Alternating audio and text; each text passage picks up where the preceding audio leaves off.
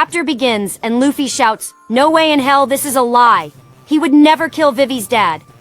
Sabo wouldn't do something like this in a million years." Robin says, "I am with you there. The Revolutionary Army is against the world nobles, not regular kings." News spreads around. Revolutionary Army declares war on celestial dragons. King Cobra of Arabasta assassinated by Revolutionary Chief of Staff, Sabo. His daughter Princess Vivi is missing.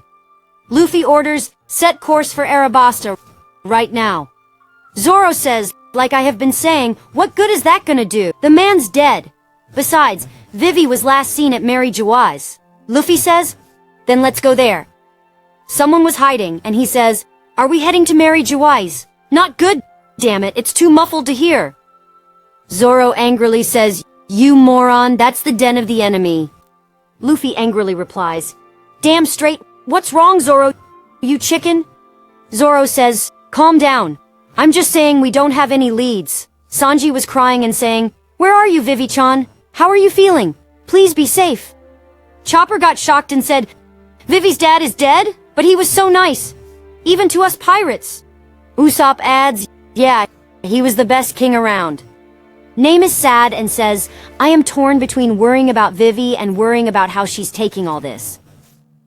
Jinbei says, "Seems like this year's reverie was quite tumultuous." Frankie says, "This is the same bro we met in Dressrosa, right?" Brook says, "I have never known anyone to be discontent with the way Arabasta is ruled." Nami says, "I can't take anymore. Vivi, where are you?" Luffy adds, "That does it. We are gonna save her." Chopper adds, "Let's do it." Angry Zoro says, "All of you knock it off."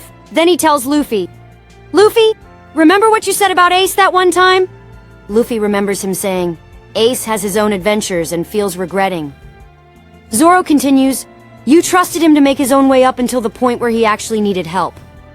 So why underestimate Vivi? She can hold her own. If the opportunity presents itself, we can pitch in then. But in the meantime, have faith and quit bellyaching." Luffy angrily says, "You can't stop us from worrying." Luffy was angry, and he continues saying, "You are an Oni, no, an Onigashima." Nami adds, "You are a green Kaido." Chopper adds, "A green mom." Sanji adds, "Crappy moss head." Zoro tells them to shut up. Robin says, "There were a lot of developments while we were in Wano." Nami adds, "And things seem to be escalating fast." Robin continues, "The abolishment of the warlords drove the elite pirates back to the seas. As a result, the Cross Guild was founded and Buggy the bombastic clown became an emperor." Luffy says, "There has to be some mix-up." Robin says, "Luffy, there are other familiar names.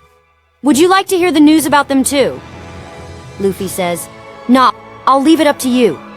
Just tell me if there's anything big to keep an eye on." Robin smiles and says, "Okay, I'll do that. I wouldn't want to overload you with information." Luffy lies on the ground and says, "Sabo's incident, he had a real upbringing. He just wants to make sure no one else has their freedoms taken the way he did." Then he remembers Sabo's dream, and Sabo says, "I want to see the world and write a book about it." Luffy smiles and says, "Okay, my turn. I am gonna." The three of us swore an oath. Me, him, and Ace. Then he tells them about his real dream, and everyone gets shocked. Jinbei says, "What did you just say?" Nami said, "What?" Brook cries and laughs and says, "You are too much." Usopp says, "Are you serious?" Frankie laughs and says, "That sounds great, it's perfect." Sanji also laughs. Chopper, I think someone needs to check his head. Robin is totally confused, and Chopper is fully excited. Usopp says, "Come on, there's no way anyone can do that." Luffy says, "But I'll have a shot if I become the king of the pirates." Usopp says, "I don't even know how you come up with this stuff." Luffy says, "I've never mentioned this to any one of you before." Usopp says, "Nope, but it wouldn't have made much of a difference since it's impossible." Luffy says, "That means I only told Shanks, Ace, Sabo, and I guess that's it." Robin questions, "How did they react?" Luffy smiles and says, "They all laughed," and Shanks had some tears rolling down his face. Then Luffy, lying on the ground, smiles and says, "That's what I want at the end of my dream." Jinbei laughs and says, Well, I joined this crew willingly, so I can't exactly say it's not my problem. I sure picked a troublesome captain. Chopper is excited and says, "That's awesome, Luffy! Your dream's amazing!" Nami smiles and says, "It sure sounds like you." Frankie adds, "Since you gotta be the Pirate King to even make that possible, we'd better find that last road poneglyph, then it's off to Laugh Tale." Robin says, "You make it sound so easy, Frankie. It's been a long time since that poneglyph was last seen. We don't even have a clue where to look." The scene shifts to the Navy HQ in the New World. A Navy man says, "We have intercepted a transmission. It's from Flame Emperor Sabo to the Queendom." Another Navy man says, "Where is it coming from? We have to pinpoint the origin. He is not using a white transponder snail to jam his call. He must be desperate. I doubt he will speak for long." Then the scene shifts and one of the elders says, "We have traced his position." Emu replies, "Where is he?" "Lelouch Kingdom." The elders are shocked as Emu asks them about kingdoms. Emu continues, "That's one of the 8 nations that rebelled a few days ago. It would be an ideal place for Sabo to seek refuge." Elders, as they accept Emu's decision, say, "I see, he is an unlucky man. No, this is fate." The scene shifts to the Queendom, and Sabo says, "Sorry, I know I have caused you all a lot of trouble." Koala says, "We are so glad to hear you are safe." Sabo continues, "Dragon-san, I wasn't the one who killed King Cobra." Captain Morley says, "Of course not. I perish the thought. I totally had faith in you. We knew you were innocent, Sabo-kun." Sabo continues, "Listen, when I was in Mary's Ways, I saw something unbelievable." The scene shows Lelouch Kingdom, and someone says, "The sky's getting dark. Are those clouds? It's almost like there's something huge up there." The king of Lelouch says, "You heathens will regret this. When Navy HQ gets word of this treason, you will all be impaled." The princess says, "Make sure they leave a few for me, Papa. I will never forgive these dirty people." One of the guards says, "Your Majesty, no, I mean Lord Seki. Please just confess to your crimes. We don't want to kill you." Sabo continues, "It happened in the throne room at Pangaea Castle. I thought that there was no king of the world, but the empty throne wasn't empty.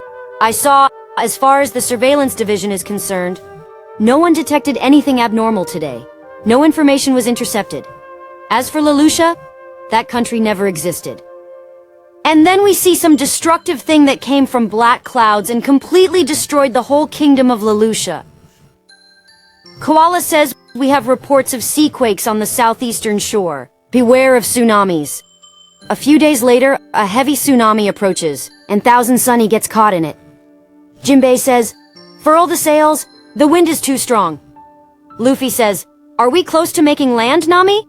Nami says, "It feels like we have entered an island's climate zone." Robin says, "Aren't you looking dashing, Chopper?" Chopper, feeling happy, says, "Tama gave me this hat to shield me from the snow." Luffy sees something and says, "Hey Nami, what in the world is that?"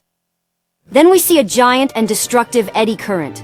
Nami says, "What is that thing?" "It's like a giant warm eddy, an eddy current, but it's going upwards?"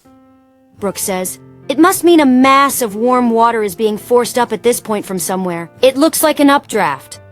Nami says, "We have to run, Jinbei, we will be swallowed up." Jinbei says, "Leave it to me." Luffy sees something and says, "Wait, somebody's trapped in the water." Nami says, "For real? How could anyone be alive in there? Is it a mermaid?" Sanji says, "No, he's right. I can definitely hear a lady in distress." Nami says, "Are you guys serious? Even if someone's in there, what are we supposed to do?" Zoro stands up and says, "I will cut it." Sanji said, "You better not leave a scratch on the lady." Zoro uses his technique, one sword style, bird dance. The slash from his sword cuts through the water and splits it into 2 pieces.